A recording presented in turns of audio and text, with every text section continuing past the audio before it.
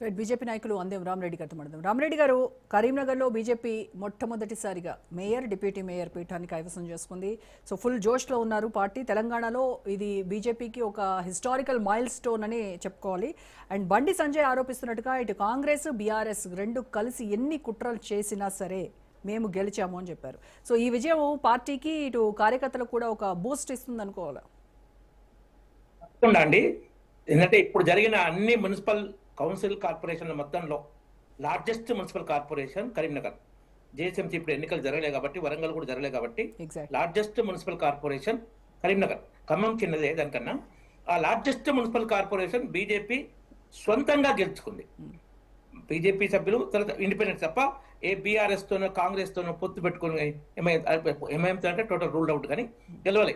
అది ఘన విజయం. అది అందులో బండి సంజయ్ గారి నాయకత్వం, కరీంనగర్ కార్యకర్తల కృషి చాలా వరకు వాళ్ళదే మెయిన్ గా ఉన్నది ఇందులో. అది చాలా బీజేపీ ఒక గర్వించదగ్గ సంతోషపడ్డ విషయం. తర్వాత మొత్తం మీద ఏంటంటే ఈ ఎన్నికలు ఎలా జరిగాయంటే, మన చెప్పాలంటే అసెంబ్లీలో గోడ దూకిన ఎమ్మెల్యేల మీద స్పీకర్ గారి తీర్పు ఎలా ఉందో రాష్ట్ర ఎన్నికల సంఘం కూడా ఈ ఎన్నికల నిర్వహణ ఆ విధంగానే నిర్వహించింది. ధన ప్రభావం జరిగింది.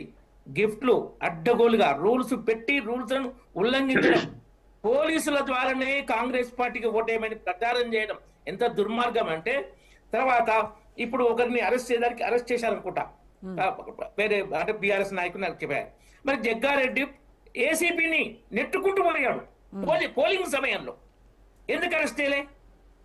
స్టేట్ ఎలక్షన్ కమిషన్ ఏదో కేసులు పెట్టి ఏదో ఏంటంటే, లేకుంటే మరింత పరువు పోతుంది తప్ప పోలీసులను పోలింగ్ టైంలో నెట్టుకుపోయిన నాయకుని అరెస్ట్ చేయాలన్నా వద్దా?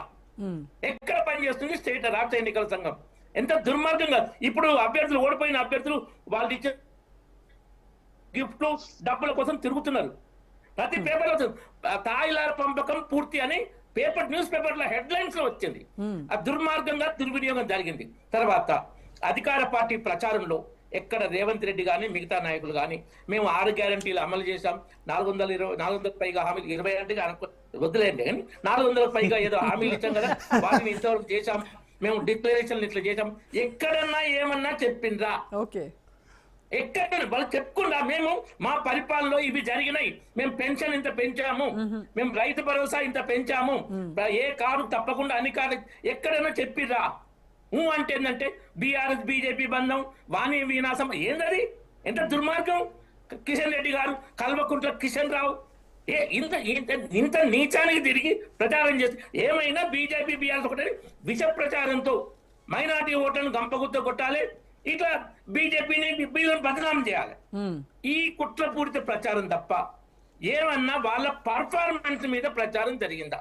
ఇంకొకటి, నిజామాబాద్ కార్పొరేషన్ లో ఇప్పుడు ఇవాళ పిసిసి అధ్యక్షుడు చెప్పుడు మేము బీసీ మహిళకి ఇచ్చినాం జనరల్ స్థానం కూడా అని. ఎందుకు ఇచ్చారు? 8,16,00,000 కట్టిన రెడ్డి మేయర్ అభ్యర్థి, కాంగ్రెస్ పార్టీ నుంచి మేయర్ అభ్యర్థిగా ప్రకటించిన ఆమె ఓడిపోయింది కాబట్టి, బీసీ మహిళకి ఇచ్చేది వాళ్ళు. దాన్ని మేము బీసీలకి ఏదో చేసామని చెప్పుకోవడం కూడా అది దగాకోరు మాటలు. మీరు మొదలు నిజామాబాద్ మేయర్ అభ్యర్థి బీసీ ప్రకటించిందా? లేదే, వేరే అభ్యర్థి వేరే ఓసీ ప్రకటించారు కదా, ఓసీ ప్రకటించక ఓసీ అభ్యర్థి ఓడిపోతే ఇచ్చి మా క్రెడిట్ చెప్పుకోవడం ఇది వాళ్ళ దగాకోరు మాటలకే చెందుతుంది.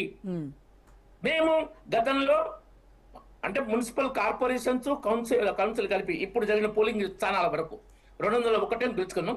ఇప్పుడు 350 పైగా. గతంలో మా ఓట్ల శాతం 9, ఇప్పుడు 15.8, 15.678 మా ఓట్ల శాతం. ఓట్లు సీట్లు పెరిగినాయి, మేజర్ కార్పొరేషన్ వచ్చింది. హిందువులు భయపడుతున్న బైన్సా కూడా మేము మా చర్చలోకి వచ్చింది. చాలా దిక్కులు. ఇప్పుడు మీకు ఎగ్జాంపుల్ చెప్తాను. ఆదిలాబాద్ లో 21 స్థానాలు బీజేపీ, 11 స్థానాలు కాంగ్రెస్. బీజేపీకి మేయర్ రాలే, చైర్మన్ రాలే. ఇటువంటి 15 స్థానాల్లో మేము ఫస్ట్ ప్లేస్ లో కానీ డిసైడ్ ఫ్యాక్టరీగా ఉన్నాం. అయినా రెండే మాకు వచ్చినాయి. 15 స్థానాల్లో ఫస్ట్ ప్లేస్ కానీ డిసైడ్ ఫ్యాక్టరీ రెండే వచ్చినాయి. అంటే అధికార పార్టీ. ఇంకొకటి, ఎక్స్ అఫిషియో మెంబర్స్ విషయంలో ఆ రూల్ ఏదో మార్చి అది కూడా అమలు చేయలేదు. తొర్రూరు మున్సిపాలిటీలో కావ్యం ఎలా మెంబర్ అయింది, వద్దిరాజు రామచంద్ర ఎలా కాడు? ఓకే. ఆమె ఓటు తుర్రూరు మున్సిపాలిటీలో ఉందా? ఆ మున్సిపాలిటీలో ఉంటేనే ఓటర్ కావాలని కండిషన్ పెట్టారు దీంట్లో. అవును. మరి ఉందా లేదా ఆమెకు ఓటు అక్కడ? ఆమెకు ఎట్లా ఇచ్చారు? వద్దిరాజు రామచంద్ర రాజ్యసభ మెంబర్ ఎక్కడైనా కావచ్చు నా ప్రకారం. మరి ఆయనకి ఎందుకు ఇవ్వలేదు? ఇప్పుడు బీఆర్ఎస్ ఏ పార్టీ అనేది కాదు, నువ్వు పెట్టిన రూల్ ఏంది, నువ్వు అమలు చేసింది ఏంది? అంత దుర్మార్గంగా చేశారు. ఇది ప్రజాస్వామ్య పద్ధతిలో జరగలేదు. చాలా ఉల్లంఘనలు జరిగినాయి. అధికార దుర్వినియోగం గతంలో కేసీఆర్ లాగానే, ఇంతకుముందు కేసీఆర్ కూడా చేసిండు. వాళ్ళని శుద్ధపూసలేం కాదు, వాస్తవాలు మాట్లాడాలి. ఆ విధంగా చేసిన ఇంకోటి కాంగ్రెస్ లో ఏంటంటే రేవంత్ రెడ్డి కొడంగల్లో ఓడిపోతే నిజాయితీగా ఒప్పుకున్నట్టు. మరి కొడంగల్లో ఓడిపోతే రాజకీయ సన్యాసం తీసుకుంటాను ప్రకటన చేసిండు. తీసుకుంటా? ఎక్కడ పోయింది నిజాయితీ? ఎక్కడ పోయింది? చేయలేదు ఆ ప్రకటన. కాబట్టి చెప్పే మాటలకు చేసే పనులకు ఏమన్నా పొంతన ఉందా? లేదు. కాబట్టి ఇది ఎన్నికల ముందు ప్రచారం ఇలా జరిగింది అలా జరిగింది, మిమ్మల్ని ఇలా అన్నారు, అది ఈ రకంగా విమర్శించారు అని మీరు ఇప్పుడు అంటున్నారు కదా. మరి తర్వాత ఇప్పుడు ఈ రహస్య ఒప్పందాల సంగతి ఏంటి? బీఆర్ఎస్తో బీజేపీ రహస్య ఒప్పందం చేసుకుందని కాంగ్రెస్ విమర్శిస్తూ ఉంది.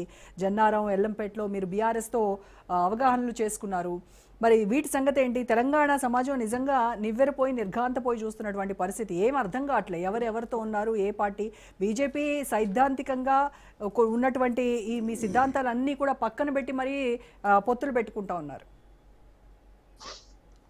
15 స్థానాల్లో ఫస్ట్ హైయెస్ట్ కానీ డిసైడ్ ఉన్నప్పుడు మేము ఎవరితోని పొత్తు పెట్టుకుంటే ఒక్కటి కూడా రాదు. మాకు ఒక ఇండిపెండెంట్ తో బయట వచ్చింది అనుకోండి, కరీంనగర్ వచ్చింది, కరీంనగర్ ఇట్లా మాత్రం వచ్చింది, కానీ మిగతా ఎక్కడ రాదు. అయితే ఇక్కడ ఏంటంటే ఒక మీడియా ఛానల్, ప్రముఖ మీడియా ఛానల్, మీరు అనుమతిస్తే పేరు కూడా చెప్తా, కానీ నేను చెప్పముందు అనుమతి లేకుండా ఏమన్నదంటే, ఆదిలాబాద్ లో 21 స్థానాలు గెలిచిన బీజేపీ చైర్మన్ పదవి సంపాదించడానికి అపసోపాలు పడుతుంది అన్నారు. ఎంత దుర్మార్గం! ఒక ప్రముఖ media channel, TRP rate highest తెలంగాణలో. ఆదిలాబాద్ లో బీజేపీ 21 స్థానాలు గెలుచుకున్న బీజేపీ చైర్మన్ అధికారం తెచ్చుకోవడానికి అపసోపాలు పడుతుంది. మనం నీతిగా ఉంటే మీరు ఓడిపోయారు, నీతి నిజాయితీ పక్కకు పెట్టండి, మీకు ఒక్క పదవి రాలేదంటారు. 1-2 దిక్కుల 116 దాంట్లో 1-2 దగ్గర అది ఇచ్చిపుచ్చుకున్న దగ్గరలో చైర్మన్ మీకు, వైస్ చైర్మన్ మాకు అన్నట్టు తెలిస్తే మాకు నీతి లేదు అదంటే ఏమైనా అర్థం ఉందా? మేము ఎన్ని చేశాం చెప్పండి. ఇట్లా మేము ఇప్పుడు అధికార కాంగ్రెస్ వ్యతిరేకంగా బీఆర్ఎస్ బీజేపీ 1-2 చోట్ల ప్రతిపక్షాలు ఏకం కావచ్చు, అది మోరల్ గా రైట్. ప్రతిపక్ష అధికారం బీఆర్ఎస్ ఉన్నప్పుడు కాంగ్రెస్ బీజేపీ అంటే జనరల్ కావు, కానీ ఎక్కడైనా లోకల్ బాడీస్ లో అది ఎక్సెప్షన్ కేసు. రామరెడ్డి గారు, సాదిక్ గారితో మాట్లాడదాం. దానికంటే ముందు డిబేట్